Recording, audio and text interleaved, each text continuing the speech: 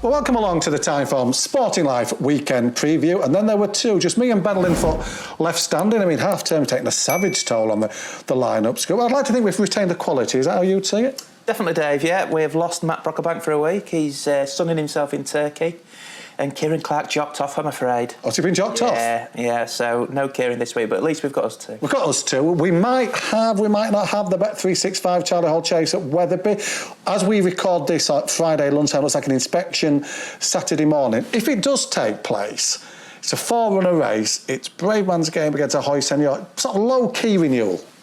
It is, but Brave Man's Game, you would say, is a bit of an A-star attraction, isn't he? He's such a good horse, obviously. Grade 1 winner, really good jumper. And it looks to me like Paul Nicholls has spotted a bit of an opportunity. He was saying that he was going to go fresh for the Betfair Chase, but the Charlie Hall just looks so winnable. He couldn't resist, could he? And hopefully Wetherby gets the green light and it's on, because it'd be good to see him in action again. Hoy Senior, a very good horse on his day, but we know he's had jumping issues in the past, including in this race and at this track before. So he's the main danger if he can get from one side of the fence to another without any mishaps. But Brave Man's Game in that regard he's a brilliant jumper, and looking forward to seeing him, hopefully. Interesting, Lucinda Russell saying on Nick Luck Daily that they think they've solved there was a physical issue with the Hoy Senior. They think they've tweaked that will stop him jumping out to the left. We shall see, and that's potentially on what we are going to concentrate on, those action at Ascot and Santa Anita. Let's start at Ascot, Ben. The Sodexo Live Gold Cup. It's a really interesting handicap chase. It's top of the shop. A horse that I put up in the Timeform horses to follow as my horse to follow this season. Monbeg Genius, 164p, is only £1 clear in what is a very competitive race. Yeah, it is, and Monbeg Genius and Beauport there, they are both entered at Carlisle on Sunday as well. We must mention that just in case they turn up at Carlisle instead of at Ascot, but hopefully they turn up in this race because it's an absolute cracker. Those two top of the market and top of the Timeform ratings, and you can see why. Both improving novices last year, weren't they? And they come into the second season over fences looking like they both have more to offer from the current marks. Let's have a look at Monbeg Genius in action in what must be the strongest handicap chase run last season. This is the ultimate at Cheltenham. He eventually finishes third. He's there swinging away the inside in the red cap scoop, but no disgrace with the two that get past him. No, absolutely not. This is red-hot handicap form, isn't it? Like you say, Monbeg Genius just hitting the front there, but he's about to be overtaken by Fast or Slow in the red cap towards the left of the screen. He went on to win the Punchestown Gold Cup, beating a certain Galloping de Champs, and coming through all of them is Corach Rambler under Derek Fox, a magnificent horse who went on to win the Grand National. Monbeg Genius just fading there into third, but they've pulled miles clear of the rest, and it is red-hot form, that. And Monbeg Genius not been seen since.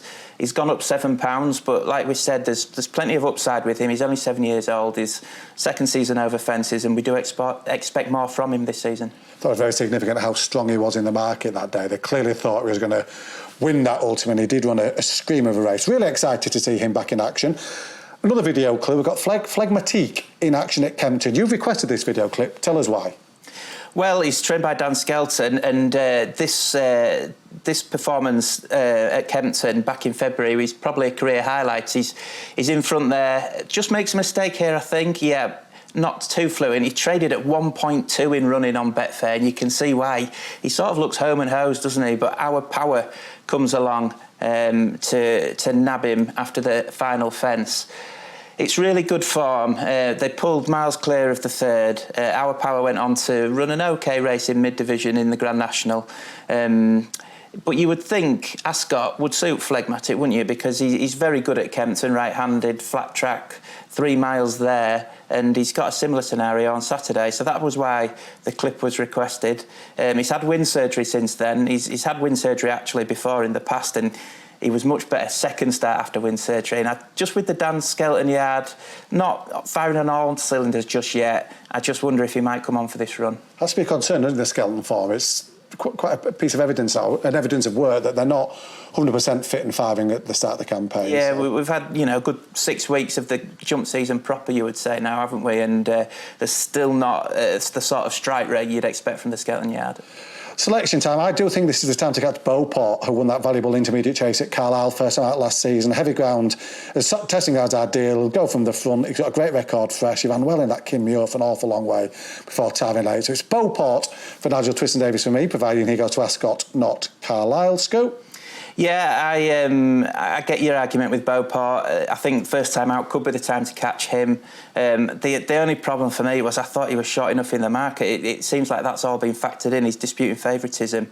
And I just thought this might be run at a decent clip. You've got Ziguli in there and Unanswered Prayers, perhaps Monbeg Genius as well towards the front end. And I've been looking at those who are held up.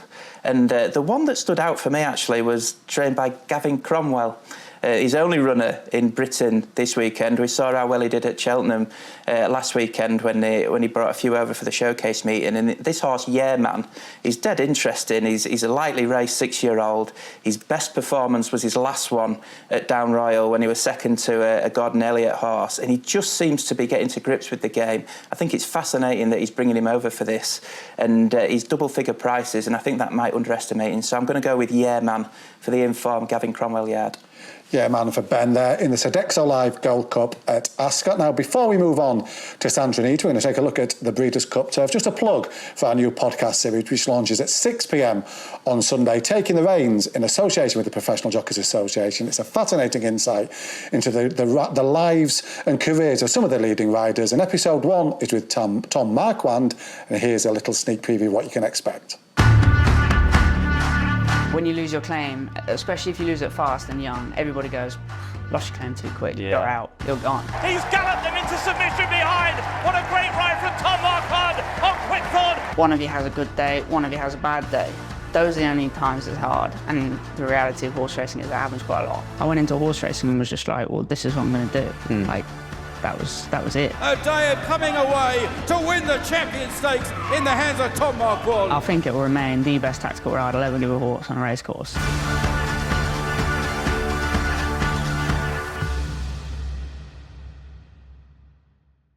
It is well worth checking out, that series, Dave. Adam McNamara's done a fantastic job with it. I had a little sneak preview the other day and some really good stories to listen to, so I would encourage everyone to check it out. Yeah, absolutely fantastic. Fascinating episode with Tom and some big guns and really interesting stories to follow too.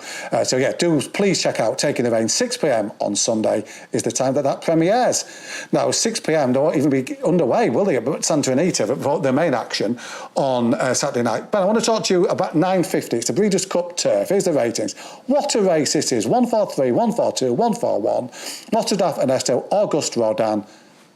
What's not to like? It's a brilliant race. I think it's the race of the Breeders' Cup this year. We've seen the Classic cut up a little bit, unfortunately. I'm not sure the mile is the greatest renewal we've ever seen, but the turf is an absolute belter. Auguste Rodin is a bit of a maverick, isn't he? Which one will turn up? Who knows?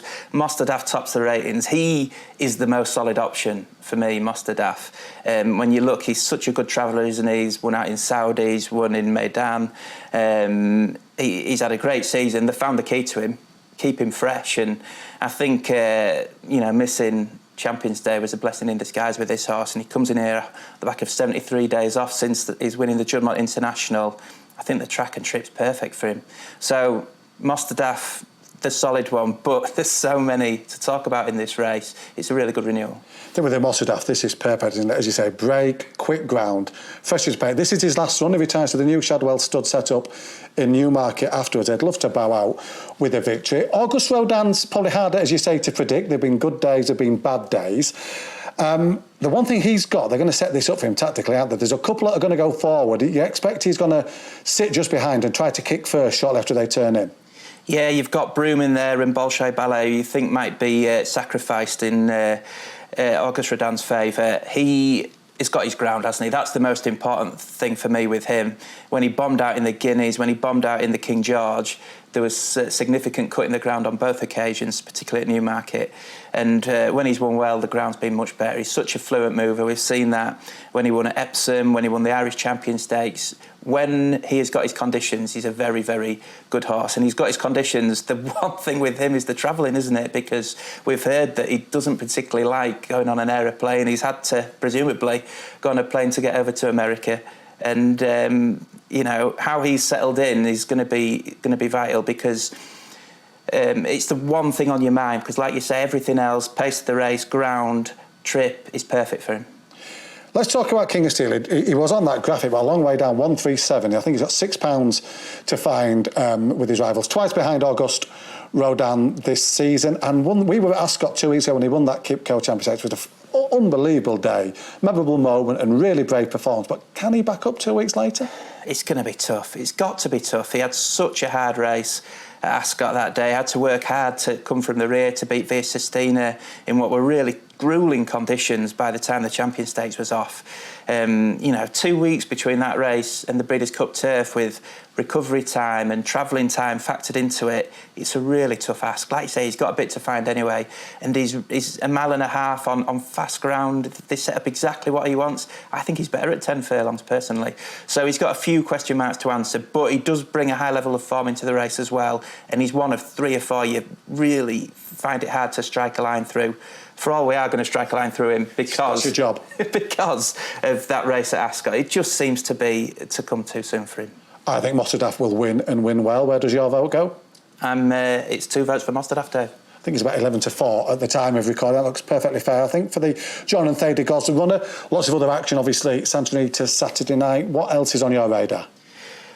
Do you know what? I'm really looking forward to the Breeders' Cup Turf Sprint and living the dream for Adam West. I think he could be the European banker on Saturday night. I'm not too impressed with the American sprinters. For all, Caraval is the reigning champion, having won last year. It's a very different test, Santa Anita and Keeneland, and I think Santa Anita is just absolutely perfect for living the dream. He's already gone over and performed well at Keeneland over 5.5 furlongs. I think 5 furlongs at Santa Anita with that run under his belt. I think it's going to be really tough for them to reel him in. Morge from the front in the mile? Possibly, yeah. We spoke earlier that it's a weaker renewal, and you look at the horses against the Master of the Seas, particularly Owner Mate, likes to come from behind, and she's going to get the perfect trip, you would think, from a good draw. Keep it simple. Another one with recent American form under her belt in the Queen Elizabeth II at Keeneland, and she looks in a good spot as well. So I think she's got a very solid chance. Final one in Spiral, up in trip for the Filliam Turf. Torvi's big ride for the night? Yeah, I think I'm going to take her on. I just think she's short enough in the market considering the trip, and 10 furlongs, she's never run over it before. We've seen that she can be keen over a mile, and if she doesn't settle on a first go at 10, and it's a very different tempo, I think she might struggle to get home. So for all, she is the best filly in the race on her Sun Chariot form last time and form from earlier in her career. I think she's short enough to take her on. There you go. Thoughts from Ben ahead of the action at Santa Anita on Saturday. Don't forget that Taking the Reins premiere, 6 p.m. Sunday. Tuesday, Get Stuck In's back, episode 1 of season 2 there. Niall Hannity in the team looking ahead to the action, hopefully joined by Patrick Mullins, who might be talking about Vauban's victory in the Melbourne Cup earlier in the day too. But before then, fingers crossed for Weatherby, but here's hoping to a big race action at Ascot and for some European success over in California. You can watch more Sporting Life video by clicking on the left here, and you can download the free Sporting Life app in your app store now for the latest news, expert tipping insight and big race analysis, all at the tap of a finger. Users must be 18 or over to sign up to the Sporting Life app.